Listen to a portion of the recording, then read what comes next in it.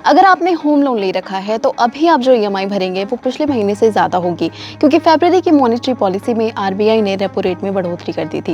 And when repo rate goes up your loan EMI also goes up. But have you ever noticed कि RBI जब भी repo rate बढ़ाता है तो उसके बाद बैंक लोन तो महंगा कर देते हैं, लेकिन फिक्स्ड डिपॉजिट पर आपको रिटर्न भी ज़्यादा ऑफर करते हैं। तो ऐसा क्यों है कि बैंक एक तरफ तो लोन महंगा कर रहे हैं, दूसरी तरफ आपको रिटर्न भी ज़्यादा दे रहे हैं? आइए समझते हैं।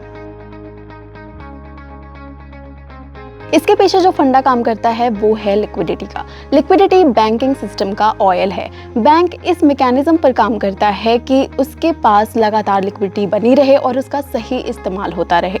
और अगर इसे एक दूसरे पर्सपेक्टिव से देखें तो बैंक अपने आप में क्या है? एक बिजनेस। और बिजनेस के लिए क्या चाहिए? Cash. Let's understand this in an easy way. ये आरबीआई है, ये है आपका बैंक, और कैश को हम लिक्विडिटी मान लेते हैं। अब जब भी आरबीआई रेपो रेट बढ़ाता है तो बैंक को जो भी वो आरबीआई से लोन लेता है उस पर उसे ज़्यादा ब्याज देना पड़ता है, यानी कि जो उसका कैश रिजर्व है वो कम होता है और उसके पास से पैसा आरबीआई के पास जाता है। लेकिन फिर भी उसके सामने लिक्विडिटी बनाए रखने का चैलेंज होता है। ऐसे में बैंक क्या करते हैं कि उनकी जो एफडी है उस पर वो ज़्यादा रिटर्न ऑफर करते हैं, यानी वो बोलते हैं कि हमारी एफडी पर आपको ज़्यादा रिटर्न मिल रहा है तो आप हमारे पास एफडी कराओ। और इसके साथ ही कस्टमर्स बैंक के साथ एफडी कराते हैं और बैंक को एक अलग चैनल से भी कैश मिलता रहता है।